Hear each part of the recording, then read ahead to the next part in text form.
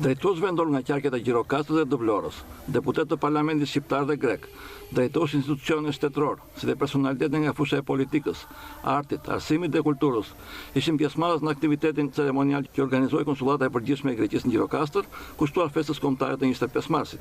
Pas pritjes zyrtare të ftuarve nga drejtuesit e konsullatës, korin zonësve të shkollës private Frim Dashurie kënduan himnet e dy shteteve, të Greqisë dhe të Shqipërisë. Gjatë përshëndetjes së tij, konsulli Surbinos u referua zhvillimeve historike me fillimin e revolucionit grek më 25 mars të vitit 1821, sa theksoi se mesazhet janë shumë aktuale, duke pasur parasysh zhvillimet në lidhjen e mesme kryesisht. Megjithatë, ai trajtoi gjithsesi bashkëpunimin midis dy vendeve tona, duke bërë retrospektiv në kohën që Greqia u antarësua në Bashkimin Evropian.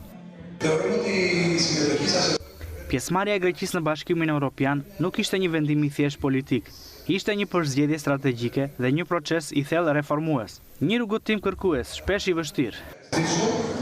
Sot Sokrati Surbinos foli dhe për sfidat europiane të përbashkëta, midis Athinës dhe Tiranës zyrtare.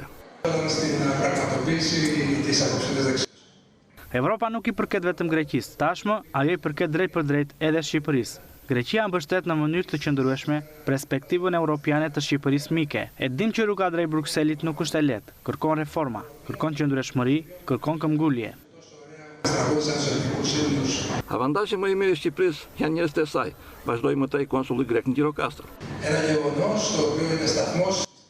Avantazhi më i mirë i Shqipërisë janë njerëzit e saj, talenti i tyre, aftësia e tyre për të përshtatur, forca e tyre për të ecur përpara, edhe në kushte të vështira. Me planifikim të duhur dhe vizion afatgjatë, këto element përbëjnë bazën e suksesit. Greqia është vend mik dhe i sigurt, e gatshme për të mbështetur këtë rrugëtim. Në fund të aktivitetit performuan grupi artistik i shoqatës kulturore Shën Kozma Livadja, si dhe grupi vallave i shkollës së bashkuar Dervician.